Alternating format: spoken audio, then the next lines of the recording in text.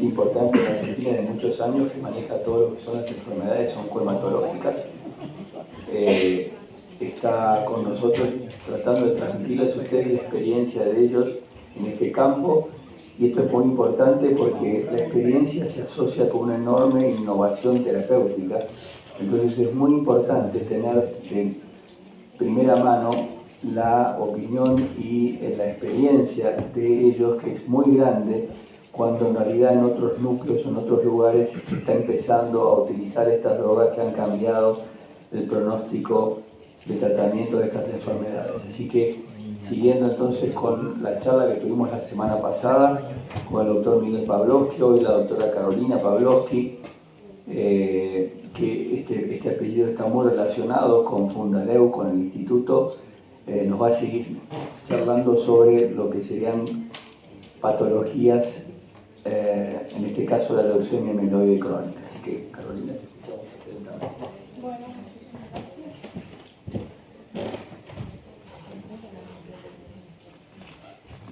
Bueno, buenas tardes a todos, gracias por estar acá y gracias por la invitación, por lo menos a contarles qué es la leucemia mieloide crónica, que es lo que me toca a mí y un poco mi especialidad para este grupo de clínicos que es tan importante y que realmente creo que quizás espero que les quede algo de esto. Al final hay un poquito de investigación que me pidieron que mencione algo también, pero me pareció más importante focalizar en lo que quizás más les va a interesar a ustedes, que son los eventos adversos de estos inhibidores de tirosina quinasa. Bueno, la leucemia mieloide crónica es una neoplasia mieloproliferativa clonal con origen en la célula madre pluripotencial común a las tres series hematopoyéticas, glóbulos blancos, rojos y plaquetas. Y se caracteriza por una gran proliferación granulocítica tanto de los glóbulos blancos como de las plaquetas.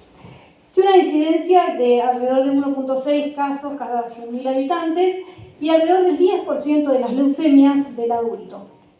La incidencia va aumentando con la edad. Hoy en día vemos cada vez más gente joven, hablo de después de los 18 o 20 años, y la realidad es que aparece, uno piensa que es una enfermedad de la gente muy mayor y no es así. Es más frecuente en el sexo masculino y se presenta en general en un análisis de rutina. El paciente, el 50% de los casos, se siente perfectamente bien y encuentra que tiene 40.000 o 50.000 glóbulos blancos, y ahí, con la desviación a la izquierda, y ahí viene el gran problema, que por suerte no lo es en realidad.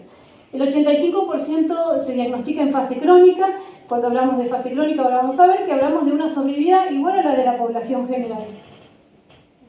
¿Por qué? ¿Y qué tiene diferente esta leucemia quizás con otras leucemias crónicas?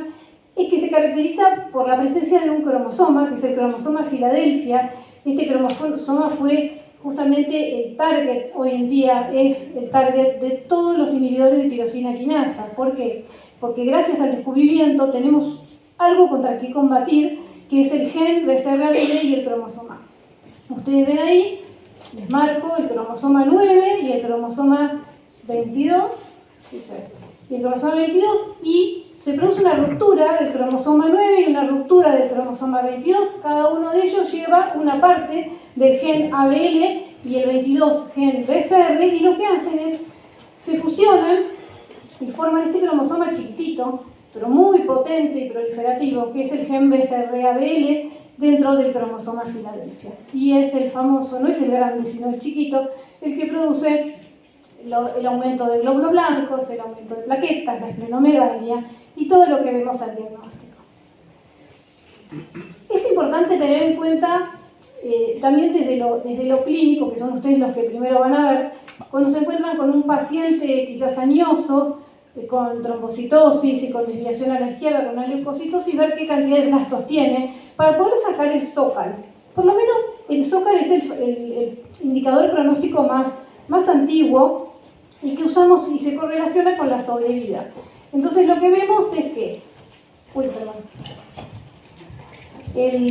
la edad mayor de 60 años, las plaquetas más de 700.000, blastos más de 3%, en sangre periférica y basófilos más de 7%, en médula ósea blastos más de 5% y un paso más de 10 centímetros debajo del reborde costal son los parámetros que hay que evaluar para ver si el paciente tiene un zócalo bajo, intermedio o alto. Y según eso, ven las curvas, la amarilla es la curva del zócalo alto, que tiene una sobrevida global menor a lo que sería un paciente con zócalo bajo. ¿Y esto por qué lo menciono? Porque es muy importante al momento de elegir el tratamiento, que es el inhibidor de tirosina quinasa, que ahora vamos a hablar. Un paciente con zócalo bajo puede tener un tratamiento quizás más liviano o no tan agresivo, y un paciente con zócalo alto yo tengo que apuntar a que me va a costar más alcanzar las respuestas profundas, entonces por eso lo menciono. Bueno, en estos últimos años realmente el objetivo de estos pacientes en tratamientos crónicos siempre fue que no se mueran, o sea, que la sobrevida global, que tengan una sobrevida igual a la de la población general. Y se logró con los inhibidores de tirosina quinasa, con el imatinib, que fue el primero, logramos este objetivo. Pero uno quiere ir por más y ver qué puede pasar si sigo en tratamiento y si puedo evitar justamente las fases aceleradas y crisis blásticas y hasta discontinuar. Como ven, hoy tenemos muchas opciones terapéuticas, ahora las voy a mostrar.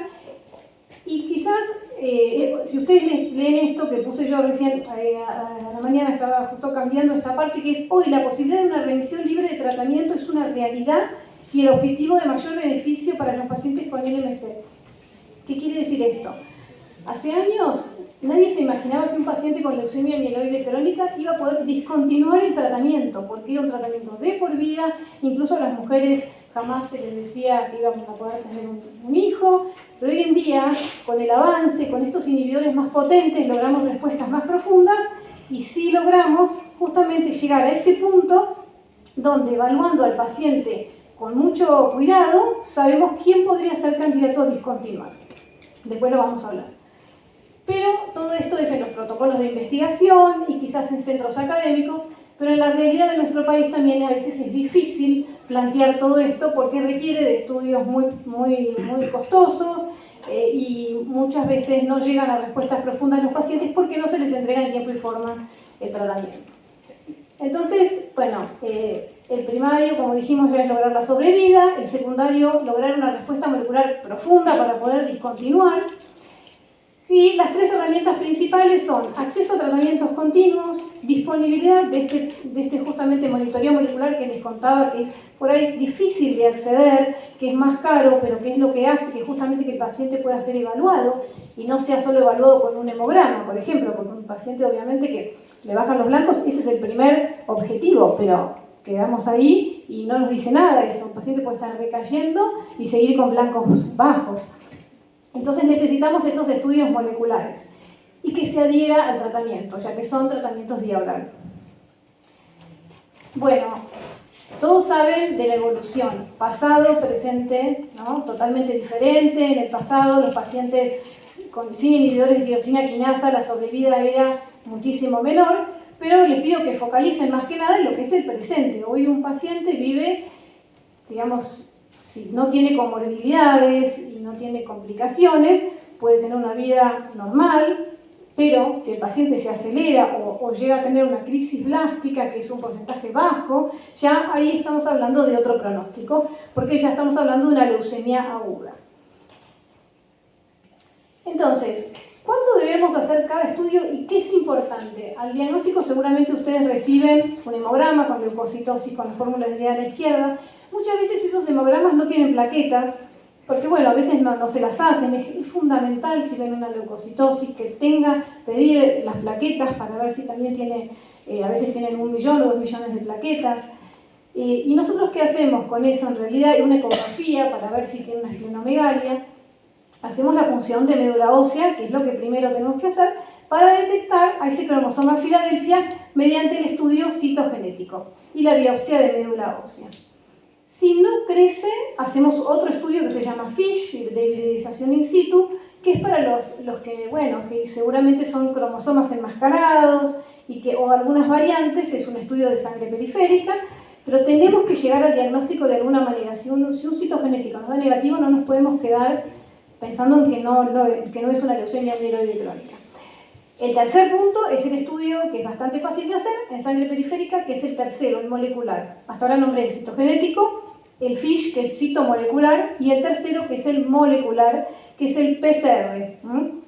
El real-time PCR, que en general lo ideal es que sea cuantitativo, poder hacerlo al diagnóstico para saber si el paciente tiene un 80% de ese gen BCR-ABL, pero hay lugares en que los hacen cualitativos, donde ven que ese gen está presente o no, y bueno, ya con eso es suficiente. Si el gen está presente, es una leucemia mieloide crónica. Entonces, tengo bastantes chances de tener un diagnóstico, no les digo rápido porque esto tarda bastante, depende del lugar donde sea diagnosticado, pero sí o sí necesitamos alguno de estos 3 estudios. Y les diría que lo ideal es un citogenético y un estudio molecular. Después, a lo largo del tiempo, no voy a entrar en detalle con esto, porque por ahí es mucho más hematológico, pero sí un seguimiento por PCR, eso es clave y es lo más importante para seguir a los pacientes. Cada 3 meses un estudio molecular cuantitativo me va a decir si el paciente al inicio tenía 80% y a los 3 meses logra menos de 10%, ya eso es predictor de buen pronóstico. Por eso, si yo no tengo el del inicio, no tengo con qué comparar. Si yo le hice un solo citogenético, que es este de arriba, no tengo con qué comparar. Entonces, ahora vamos a ir viendo. Bueno, hoy tenemos varios inhibidores. El más viejo y conocido es el Glivec, que es el imatinib de primera línea.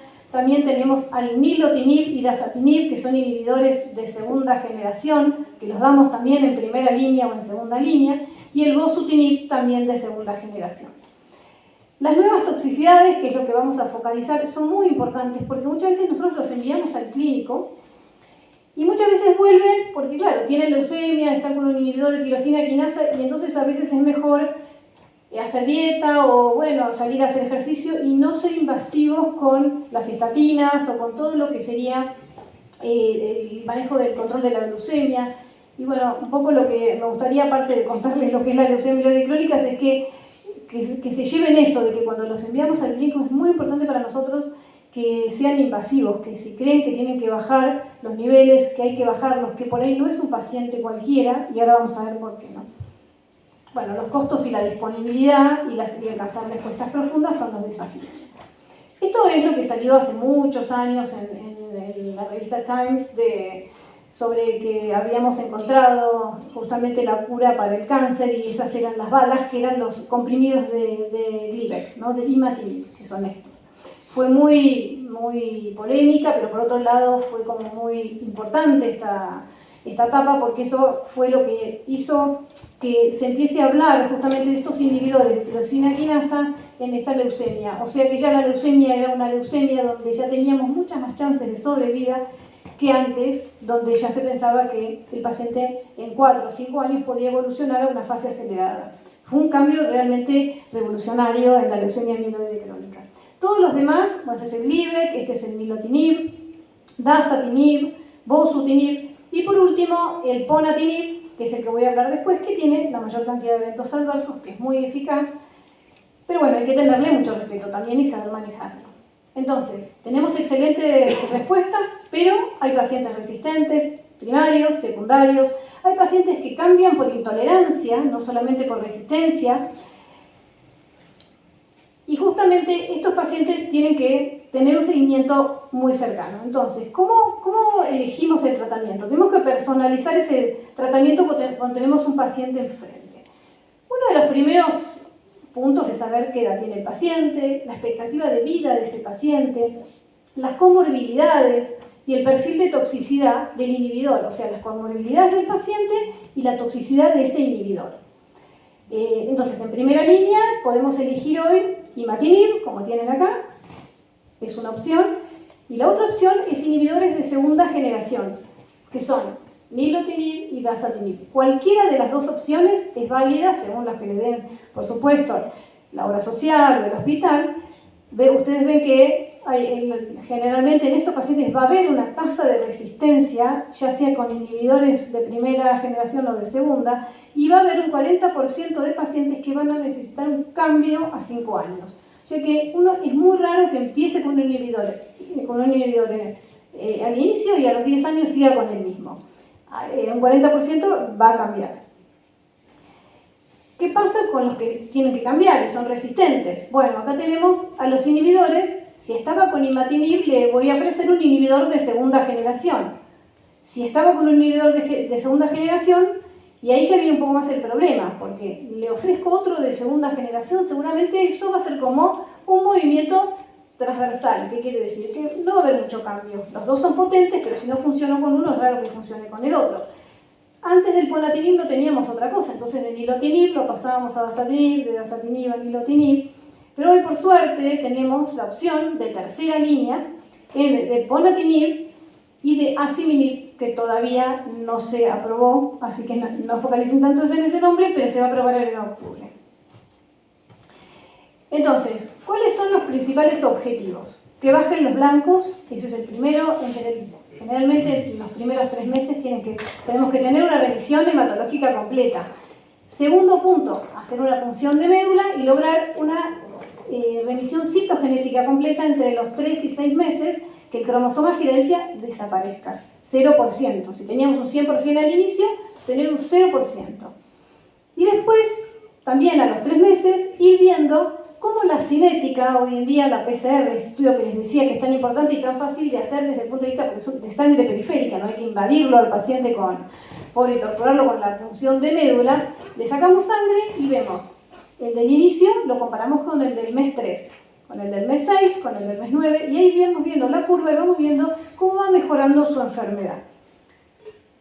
Eso que ven ahí es respuesta molecular mayor y respuesta molecular profunda con niveles indetectables, que hay pacientes que lo logran después de cierto tiempo. ¿Están curados? Y la verdad que no, porque la PCR tiene un límite de detección hasta un cierto punto que es 5.0. Más de eso no se puede. Entonces, si nosotros hiciésemos otro estudio mucho más sensible, quizás, estaríamos detectando algunas células. Entonces, creo que es importante saber que por ahora no se cura, pero podemos decir que estos pacientes tienen una cura funcional. Una cura por PCR porque están en la mejor respuesta. Entonces, cuando definimos las respuestas, acá tienen claramente a qué se llama respuesta hematológica completa, blancos normales, menos de 10.000, plaquetas menos de 450.000, sin mielos ni metamielos, menos del 5%, sin blastos ni promielos, basófilos menos del 20% y sin compromiso extramedular. Cuando pasamos a la segunda etapa, ya más o menos al mes 3, le hacemos la punción de médula y ahí queremos que esté en respuesta citogenética completa. Pero hay veces que el paciente tiene un 2-3%. Depende del momento en que se lo hagamos. Una cosa es hacerlo al mes 12, eso vaya a ser una falla, tener 3% al mes 12, pero no al mes 3 o 6. Entonces es muy importante seguir los lineamientos pueden ser las guías de la Sociedad Argentina de Hematología, las guías americanas. Ahora vamos a ver una que yo les puse que es bastante clara. ¿Para qué quiero obtener una respuesta citogenética completa? ¿Por qué? ¿Cuál es el beneficio? Y bueno, ustedes acá lo que pueden ver es los pacientes en amarillo, justamente la proporción de pacientes que alcanzan respuestas completas, el 78% de ellos, esto se correlaciona con la sobrevida global, ¿no? El 78% está vivo, mucho más que el grupo de pacientes que tienen una respuesta citogenética menor, en realidad, menor u otra, o mínima, en realidad, donde ven que más del 35% de pacientes de Becerra-Bell o de Filadelfia, si tienen más de 35, ya iba a ser una falla, iba a tener menos chances de sobrevida. Eso lo voy a tener que cambiar, claramente. Aquí en la tabla de la derecha hablamos ya de respuestas más que citogenéticas. Habíamos hablado de hematológica, citogenética y ahora vamos a algo mucho más profundo que es la molecular. Y la molecular se define como respuesta molecular mayor cuando tenemos menos de 0,1% de ese gen. Con eso, con menos de 0,1%, que es lo que tenemos acá, vamos a estar tranquilos de que el paciente seguramente no evolucione mal. Pero no vamos a poder suspender el tratamiento, no va a estar en condiciones. Por eso digo, son como, a partir de esto de la discontinuación, son como dos caminos paralelos que tiene la leucemia amiloide crónica. O quiero vivir bien, tener una buena calidad de vida y no morir, o poner el objetivo de la respuesta molecular profunda, que son muy distintos. Y a veces es muy difícil elegir entre uno en qué camino tomar, ¿no? Bueno, esto es lo que les decía, que el 50% de los pacientes requieren modificar la dosis debido a eventos adversos. Y eso es un tema también que no es menor, porque muchas veces apenas empiezan los pacientes el tratamiento, tienen mielosupresión. ¿Por qué? Porque justamente lo que está cambiando está poniéndose en orden toda esa hematopoiesis, todas esas células inmaduras están justamente revolucionadas con este tratamiento y lo que estamos haciendo es corriéndolas del lugar. Entonces va a haber una gran anemia, a veces, o una plaquetopenia. Entonces hay que tener en cuenta cuándo es el momento de suspender. Si yo suspendo, por eso estoy sacando y no estoy frenando la enfermedad. Este es bastante común que todos lo hemos hecho en algún momento, uno se asusta y bueno, suspende el tratamiento. Lo que yo siempre digo es que hay que ser agresivos los primeros 3 meses y buscar todo el soporte que se pueda para no suspender el tratamiento. ¿Y qué es el soporte? Factores estimulantes de colonias en el caso de neutropenia, una transfusión de rojos. Y bueno, hemos tenido casos de plaquetopenias muy severas donde es raro usar el trombopac, por ejemplo, pero bueno, se podría llegar a considerar.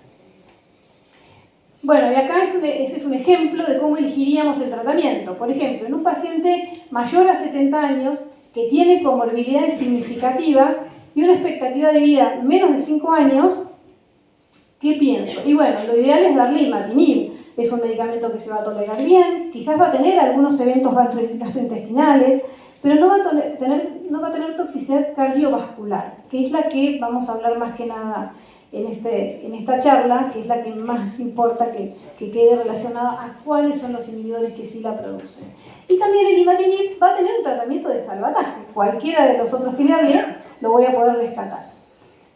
Pero no va a ir obteniendo las respuestas de manera muy lenta, y si ese paciente, por ejemplo, quiere suspender en un futuro, o que es una mujer que quiere quedar embarazada porque tiene 40 años al momento de por ejemplo, del diagnóstico, quizás debamos tener otra estrategia.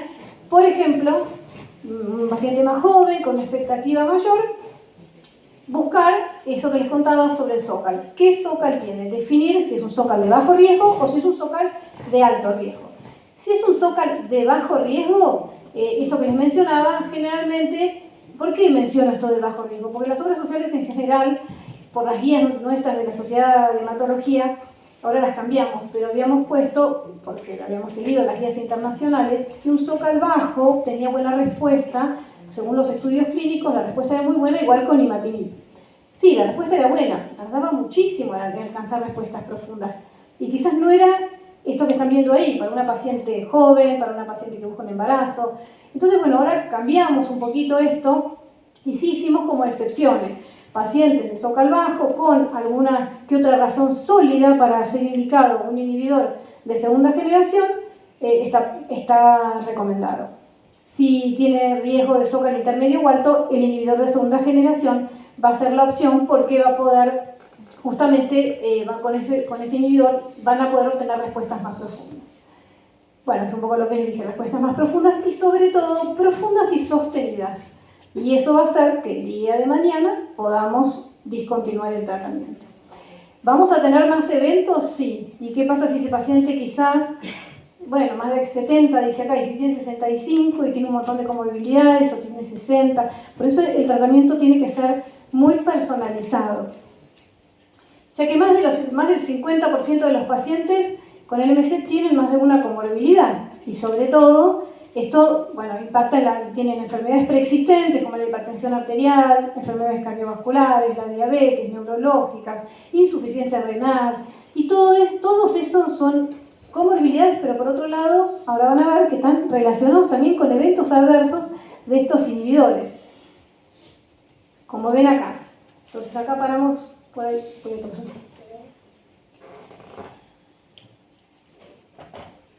y acá lo que pueden ver es que tenemos todos los inhibidores. Repaso, el imatinib es el de primera generación, nilotinib, dasatinib y bosutinib de segunda generación. Estos 4 primeros se pueden dar apenas el paciente tiene el diagnóstico. Con la diapositiva anterior tendríamos que elegir según lo que les mencionaba. Y el ponatinib es para resistentes. ¿Qué pasa? Nilotinib, por ejemplo, tiene un perfil de toxicidad bastante claro en cuanto a lo no hematológico, como es el aumento de la lipasa, el aumento de las transaminasas. Todos tienen rayo de impacto en piel en general, Pero bueno, el nilotinib afecta más que nada toda la parte hepática y la lipasa. Y también la prolongación del QT. Todos tienen a veces, en mayor o menor medida, los inhibidores de segunda generación, prolongación del QT. Por eso el electrocardiograma es una de las primeras. Nosotros lo pedimos o lo mandamos al clínico o que venga con el informe, pero nunca está informado, que vea el QT corregido, entonces tiene que volver a que se lo informen, porque es muy importante para nosotros ver que no esté cerca de 500 o 4, en realidad 450. Que con 500 ya no debería recibir esto, ¿no? Un inhibidor. ¿Qué pasa con las toxicidades vasculares? Las toxicidades vasculares como arteriopatía periférica y todo lo que sería infarto de miocardio está relacionado con el nilotinib, quizás en menor medida que el ponatinib, pero hay pacientes que sí tienen eventos adversos relacionados. Y si encima venían con una gran carga de comorbilidades de esto, y quizás no es la mejor opción. Las dosis, más que nada voy a hablar de las de primera línea, que son imatinib 400 miligramos, se toma una sola vez al día y con mucha agua. Eso es importante para la tolerancia gástrica. El dasatinib también se toma una vez al día, 100 miligramos, independientemente en el momento del día es lo mismo, y con o sin agua. El nilotinib se toma 2 veces por día, pero que tiene que tener 1 hora antes de tomarlo, 2 horas antes de tomarlo y 1 hora posterior ayuno. Entonces esto es a veces un problema para un paciente joven, no los comprimidos de la mañana, sino los de la tarde. 7 de la tarde tiene que tener 2 horas antes ayuno, 1 hora después. Los pacientes se acostumbran cuando son de primera línea. El problema es cuando están acostumbrados al imatinib, por ejemplo, y uno los rota a un nilotinib. Ahí, bueno, les llama la atención porque es como que no es tan fácil tomarlo. Y sobre todo, como les digo, hay pacientes que no son adherentes, entonces menos adherentes van a ser a este tipo de régimen. El bosutinib es una vez al día, 400 miligramos, la primera línea. Entonces, ¿qué trataríamos de evitar? El imatinib a la larga, y eso lo van a ver seguramente los pacientes también, que si alguna vez reciben estos pacientes, a la larga empieza a subir la creatinina, por supuesto en un porcentaje bajo de pacientes, y esos pacientes quizás hasta que uno los manda al clínico, va dando vueltas, va al nefrólogo. La realidad es que muchas veces esto es retirar la droga y que esto se revierta. Pero como nosotros no sabíamos esto hace mucho tiempo, hay varios pacientes, tengo un paciente con insuficiencia renal crónica, que uno intenté cuando lo heredé de otro médico, pero cuando intenté sacarle o cambiarle el imatinib, la creatinina permanecía igual. Entonces la realidad es que ahora está estable, pero son pacientes que quizás uno ve que ahí empieza a haber alguna situación renal, algún aumento pequeño de creatinina, derivarlo, ver si no tiene otras causas, y es un motivo para cambiar de tratamiento. El derrame pleural y la hipertensión pulmonar son los eventos más importantes relacionados al dasatinib. Entonces, si el paciente tiene antecedentes de derrame pleural o de hipertensión pulmonar, o es un paciente EPOC, y la realidad es que el dasatinib no es la opción ideal. El nilotinib, les conté ya en la tabla anterior, los eventos arteriovasculares. Bosutinib también, a pesar de que en esta tabla, que es de la European Leukemia Net, dice nada, en realidad, yo tendría que haber puesto adaptado. Yo agregué lo de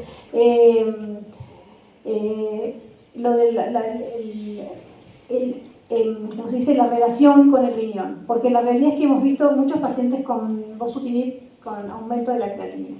Y el ponatinib ahora vamos a hablar. Entonces, hablamos un poquito de las comorbilidades y lo de los eventos. Ahora, relacionado a cuál es más eficaz. Acá tenemos lo que son las 3 líneas, son 3 protocolos estos. Dasatinib versus imatinib, nilotinib versus imatinib y bosutinib versus imatinib. Como ven, en todas las columnas, en la primera, ¿cuál es la mejor respuesta a 3 meses? La mejor respuesta a 3 meses es con los inhibidores de primera, o sea, de segunda generación, como el dasatinib, el nilotinib y el bosutinib. Si ustedes ven los números, 84% versus 64, 91 versus 67, o sea, se alcanzan respuestas más rápidas con los inhibidores de segunda generación. ¿Qué pasa al año? ¿cuántos pacientes alcanzan una respuesta molecular mayor? Que es la que yo les comentaba, que puede estar tranquilo, el paciente no se va a acelerar, no va a hacer una crisis blástica dentro de lo que, bueno, hablan las estadísticas. La mitad de los pacientes con inhibidores de segunda generación y alrededor de 28 o 20% o 30% de los pacientes con imatinib. Entonces, no es que con imatinib no alcanzan las respuestas, sino que son mucho más lentas. ¿Y qué pasa con la transformación a crisis blástica? Lo mismo. Con imatinib tenemos muchos más pacientes con transformación a crisis blástica, o sea, leucemias agudas, que con los inhibidores de segunda generación. Bueno, esto es lo que les comentaba de cómo evaluamos a nuestro paciente. ¿Lo evaluamos con un hemograma y nos quedamos tranquilos? No, tenemos que evaluarlos con los estudios moleculares. El hemograma es el primer paso, pero después tenemos que hacer los estudios moleculares que nos digan que a 3 meses obtuvo este valor, menos de 10%, que a 12 meses tiene menos de 0,1, y bueno, y que en algún momento no pierde la respuesta molecular mayor. El extremo es los pacientes con falla, ¿no? Pero bueno, no me voy a entrar en detalle, pero me pareció importante que sepan que el estudio molecular es el principal estudio para evaluar el seguimiento de los pacientes con leucemia mieloide crónica. Y esto que les comenté recién, de tener a 3 meses menos de 10%, que es lo óptimo, acá ven que los que tuvieron más de 10% del gen BCR-ABL, que son los que están en naranja, son los que les fue peor, digamos, son los que justamente esos pacientes tuvieron una sobrevida libre de progresión a 5 años, mucho menor, digamos, estaban libres de progresar que los pacientes, es lo mismo con imatinib o con nilotinib. La realidad lo que importa acá en estas curvas es ver el porcentaje. En naranja más de 10% y el resto respuesta óptima. Entonces los que tenían más de 10% iban a tener mayor posibilidad de recaer. Bueno, con respecto a la adherencia, saltearse 2 comprimidos en un mes de imatinib, que son los comprimidos que se toman una vez al día y uno solo, marca una diferencia muy importante. Hubo muchos estudios de adherencia, pero la realidad es que si quiero obtener una respuesta molecular profunda con imatinib, no hay que saltearse ni un comprimido. Porque acá ven que aquellos pacientes que tienen una adherencia menor al 90%, no tienen casi chances de alcanzar una respuesta molecular profunda. En cambio, el que tiene más del 90% tiene un 40% de alcanzar una respuesta molecular profunda. Tras que el imatinib es más lento en alcanzar las respuestas y encima no lo tomo porque me olvido, porque hay pacientes que realmente, sobre todo los pacientes más jóvenes, que son los más difíciles, y bueno, hay que explicarles esto, ¿no? Quizás con otros inhibidores más potentes no pasa esto, porque al ser más potentes, si se saltean una dosis, no impacta tanto. Bueno, y vamos a una segunda parte de la charla, que es la resistencia. ¿Qué hago con los pacientes resistentes y cómo manejo los eventos adversos? ¿Y cómo elijo el inhibidor? Y bueno, primero por el tipo de eventos adversos, esto es lo mismo que al inicio, según las mutaciones que tengan. Hay una mutación que es la mutación T315I, que es la única mutación del gen BCR-ABL resistente a todos los inhibidores, menos al ponatinib. Por eso es difícil a veces un paciente que tiene la mutación T315I y tiene antecedentes cardiológicos. ¿Qué hago? ¿Le doy ponatinib? Y si no, no tiene otra opción. Bueno, ahora vamos a ver un caso. Las causas de falla en general son bastante amplias, no solamente son por mutaciones, sino también por activación de las alquinasas, por mala adherencia, por alteración a nivel de transporte de drogas y por amplificación del gen BCR-ABL. Pero a medida que voy pasando de línea en línea, voy perdiendo la posibilidad de tener una mejor sobrevida. Y esa es la realidad. Los pacientes que tienen 1 o 2 líneas tienen una sobrevida mucho más prolongada, como ven acá, alrededor de un 80%, comparado con aquellos pacientes que ya llevan 4 líneas de tratamiento.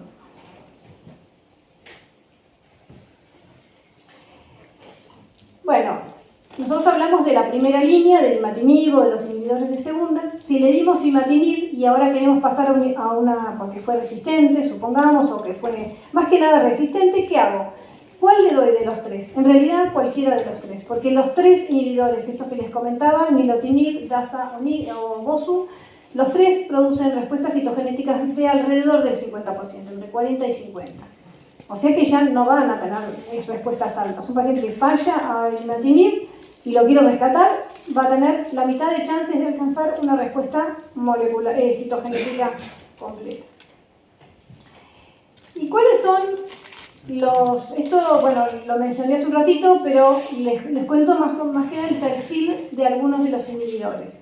El bosutinib tiene como principal evento adverso la diarrea, que es un motivo por el cual muchas veces lo contraindicamos o apenas empieza con bosutinib, uno lo suspende porque es más que nada un gran impacto en la calidad de vida y en la absorción de esa droga, ¿no? Claramente. Y también el rash. Con imatinib, bueno, el edema a nivel palpebral, alrededor de los ojos, los pacientes les incomoda, sobre todo a las mujeres, a los hombres no tanto, pero bueno, estéticamente les cambia la cara, porque se hinchan, tienen realmente retención de líquido y edema, mialgias, diarrea, náuseas y aumento de la creatinina. Pero también algunos efectos gastrointestinales. Con ponatinib, bueno, este es el que vamos a hablar más adelante, pero más que nada todo lo que es pancreático, aumento de la lipasa y los eventos trombóticos o arteriotrombóticos. Nilotinib similar al ponatinib, pero un poco más leve, pancreatitis se puede producir, aumento de lipasa y amilasa o con el cuadro completo de pancreatitis, aumento de la glucemia, el QT prolongado, que es para todos, y con dasatinib, lo que les dije, derrame pleural y algo de riesgo de sangrado, pero menos.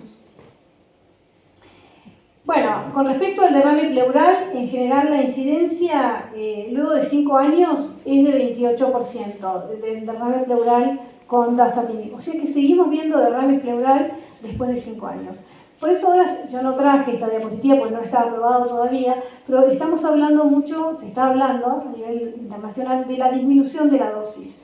100 miligramos es la dosis ideal. ¿Qué pasa si ese paciente tiene derrame pleural? Lo manejo, lo trato, lo mando al clínico, le dan diuréticos, corticoides, le dan drenaje, todo lo que sea, y después el paciente obtiene una respuesta molecular profunda. Con respuestas moleculares profundas yo puedo bajar la dosis y por lo menos mantener y que el derrame no reaparezca porque estoy dando menos dosis y esa misma dosis va a ser igual de eficiente. Creo que vamos hacia eso, va a haber protocolos de investigación que van a hablar de eso, que me parece que va a ser muy relevante.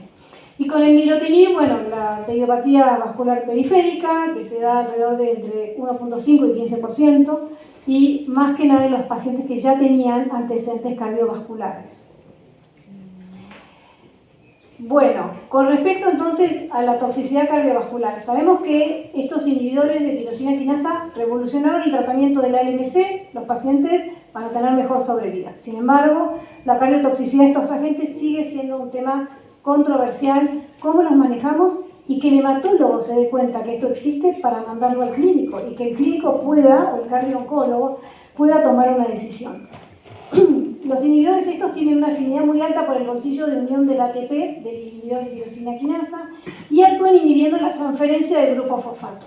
Tienen acción sobre tejidos normales y en general la toxicidad cardíaca es menos común, pero sí es grave y es difícil de diagnosticar, sobre todo en las primeras etapas. Los eventos adversos cardiovasculares, como la son, por ejemplo, insuficiencia cardíaca, difusión ventricular izquierda, anomalías de conducción, prolongación del QT, algunos ya los mencioné, síndromes coronarios agudos, bueno, las trombosis arteriales. Y esto ocurre porque las vías que inducen la supervivencia patológica y la proliferación anormal de las células cancerosas también pueden regular la supervivencia de las células normales, incluidos los cardiomiocitos. Esa es la teoría, digamos.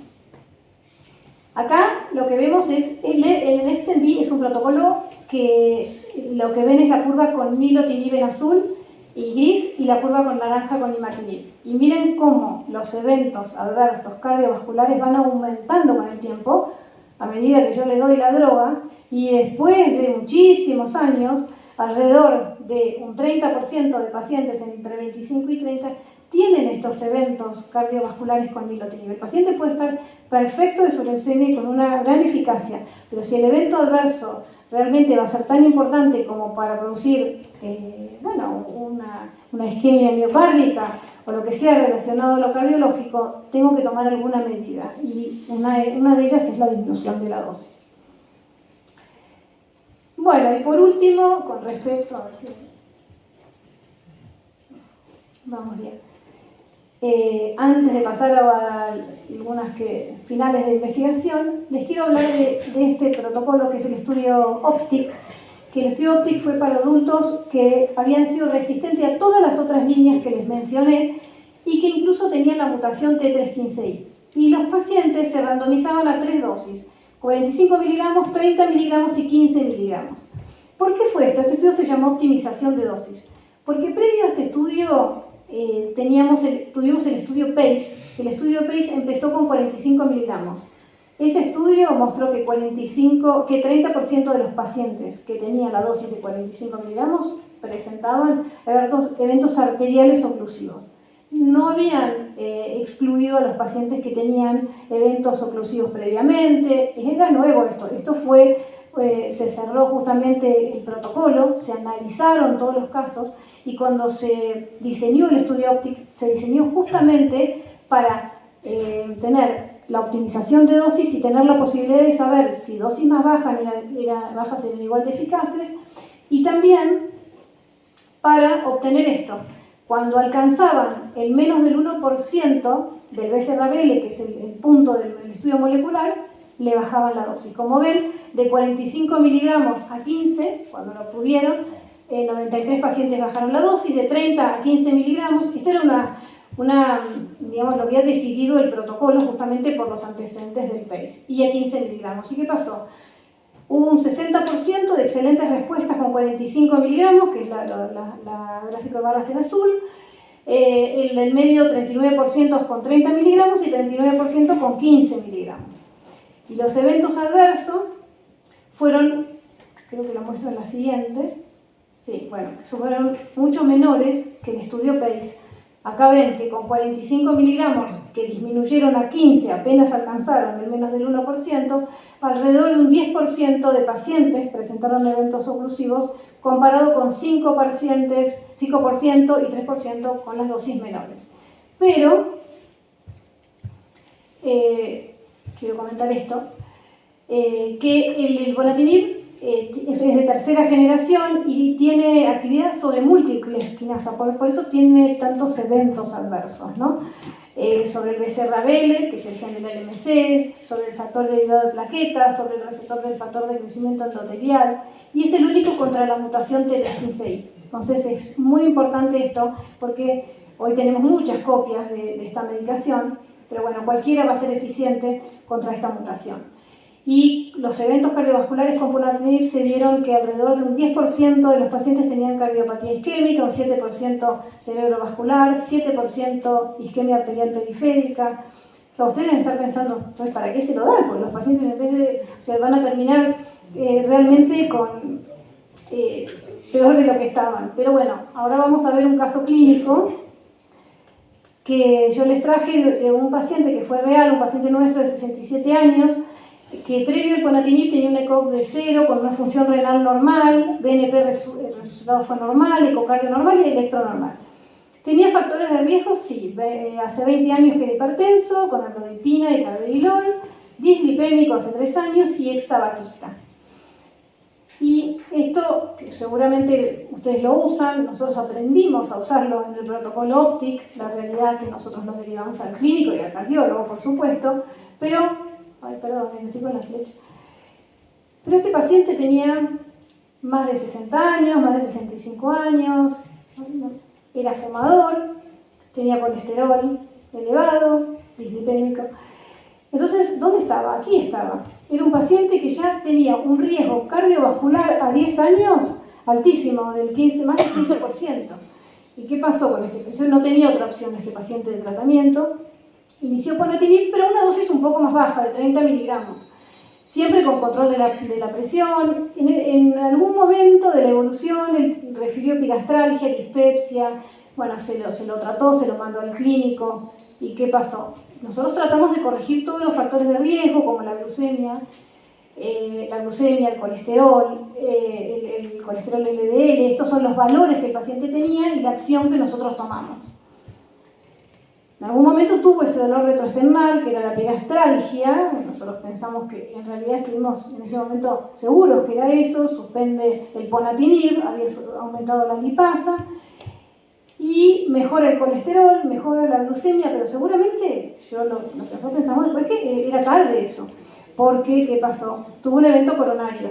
El paciente tuvo un dolor precordial, tuvo disnea de 12 horas, estuvo hipertenso, tropopositiva, un YAM sin elevación del ST y una CCG con una severa lesión en el tercio medio de la descendente anterior y un stent. Por supuesto que salió del protocolo, estaba en protocolo ese paciente, se suspendió el ponatinib y bueno, y ese paciente se lo rotó en ese momento después a bosutinib, que es como un escalón más abajo en cuanto a lo que sería la potencia, pero bueno, está bien el paciente hoy. Entonces, ¿cómo sería el manejo de los factores de riesgo con ponatinib?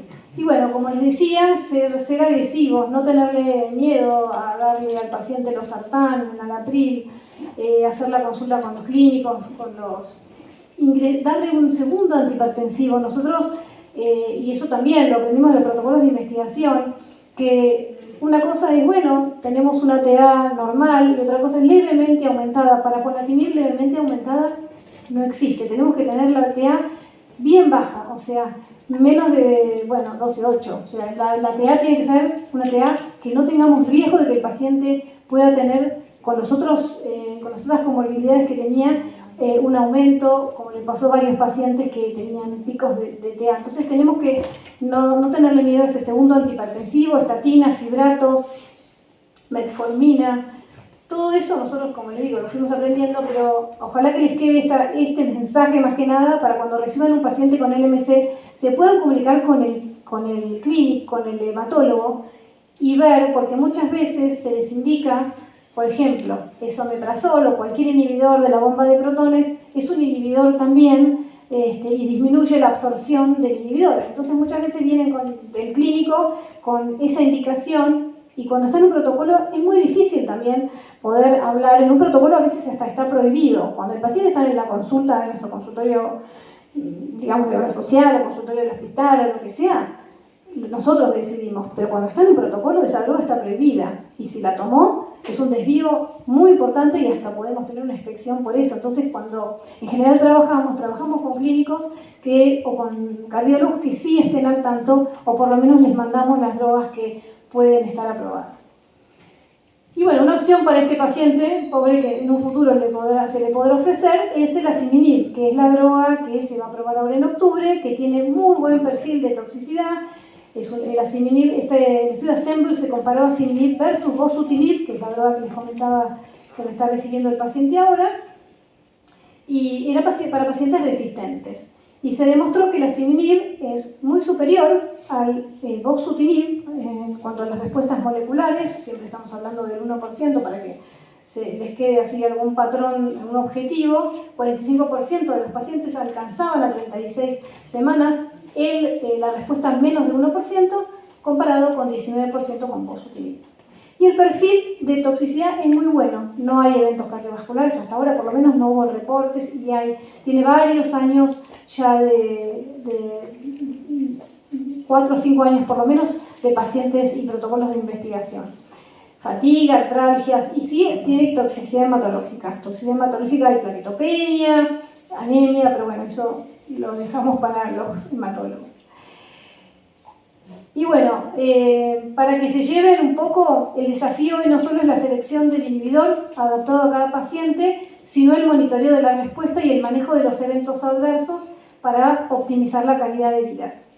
Reforzar el trabajo interdisciplinario entre el hematólogo, el cardiólogo, el clínico, es una herramienta que va a optimizar los resultados de tratamiento y mejorar la calidad de vida. Vamos a tener algunas complicaciones serias y no predecibles seguramente que van a ir surgiendo a medida que haya más inhibidores de tirosina quinasa, metabólicas también, eventos cardiovasculares como los que les nombré y toxicidad cardiovascular y pulmonar. Y esto, aparte de que es un efecto de clase de estos inhibidores, es importante saber que también hay que ver cómo son los factores personales de esos pacientes. Entonces, por eso que es tan importante evaluar las comorbilidades. Y la evaluación de riesgos, entonces individualizada, que integra tanto el LMC como las características del paciente, deben influir fuertemente en las opciones de tratamiento y el manejo clínico. Educar al paciente es clave por la adherencia, para que nos cuente los síntomas, para que sepan, ¿no?, qué es lo que puede pasar. Bueno, con esto termino la primera parte. Para los que estaban dormidos se pueden despertar y ya no se ilusionen, falta muy poquito. Pero les quiero hablar de unas pequeñas palabras, y yo estuve de ese lado también. Sé lo que es que por ahí a las 7 de la tarde, pero bueno, lo que a mí me interesa es que ustedes escuchen y que me pregunten, quizás ahora cuando termine, algo que no haya quedado del todo claro como clínico. Entonces, en esta parte que queda, vamos a hablar un poquito de la investigación. Yo les hablé de los protocolos de investigación hace un rato, indirectamente, de todos esos protocolos que les mostré. No sé si alguno está interesado en la investigación, pero ¿por qué queremos investigar? La verdad es que participar en protocolos de investigación con tratamientos nuevos, con el fin de mejorar la sobrevida y la calidad de vida de nuestros pacientes, es una de las cosas que por lo menos nos motiva a nosotros en Fundaleo, que tenemos un departamento de investigación. Esto puede mejorar los tratamientos oncohematológicos. Por supuesto que un protocolo puede mostrar que no hay diferencias con el tratamiento estándar y es una opción, pero muchas veces los resultados son positivos y las líneas se van mejorando, así como nombré, por supuesto, el ponatinib y el axitinib. Los pacientes en protocolos reciben tratamientos hoy completos y de mejor calidad. Son drogas que son drogas de calidad y no son copias, se las entregan en tiempo y forma, y tienen acceso a estos medicamentos de alto costo en general por mucho tiempo. Los protocolos de LMC duran alrededor de 5 años y hasta a veces 10. Y es importante también reunir los datos de nuestros pacientes. Si ustedes no participan de lo que sería la investigación sponsoreada por la industria, quizás reunir datos en una base de datos, pero hacerlo bien, hacerlo como se debe, ¿no? Hacerlo elaborando conclusiones, firmando un consentimiento informado y rodearse de quienes pueden acompañar en este proceso. Entonces, en la investigación, esta diapositiva me gusta porque aquí, en el área de investigación, necesitamos de todos los actores. El investigador no es nadie sin todos los que lo rodean. Tenemos el médico investigador, que es el responsable de todo. Por supuesto que si hay un error, que si hay un desvío al protocolo, va a ser el investigador al que van a venir a inspeccionar. Pero el sitio de investigación tiene que contar con coordinadores, study coordinators, que se dedican a pasar los datos justamente y a estar bien atentos a las visitas. Enfermeros y farmacéuticos que estén inmersos en la investigación, que haya una farmacia de investigación, porque esa es la farmacia que van a venir a inspeccionar. Tenemos que tener un comité de ética que sea independiente. Nosotros en Fundaleo no tenemos comité de ética, es un lugar chico, entonces subrogamos a otros comités de ética. Entonces es muy importante que nos evalúen desde afuera si lo que estamos haciendo está bien, si la idea que tenemos. En este caso, cuando hay un sponsor, ellos van a presentar el protocolo al comité de ética. Pero si la idea es nuestra, como puede suceder con ustedes, tienen una idea de investigación, quieren hacer un pequeño proyecto de investigación, sí o sí tiene que estar aprobado por un comité de ética. Y también, lo que no mencioné es que todo esto tiene que estar aprobado por la entidad regulatoria internacional y nacional sería la ANMAT. Entonces, toda investigación efectuada en seres humanos para determinar o confirmar los efectos clínicos, farmacológicos, farmacodinámicos y también detectar las reacciones adversas, estudiar la absorción, distribución, metabolismo y la excreción de uno o varios medicamentos en investigación, con el fin de determinar la seguridad y la eficacia. Hay distintas fases, por ahí ya las conocen, fase 1, 2 y 3. La fase 1 es aquella que determina la seguridad y la tolerabilidad, busca la toxicidad limitante de esa droga, la dosis máxima tolerada.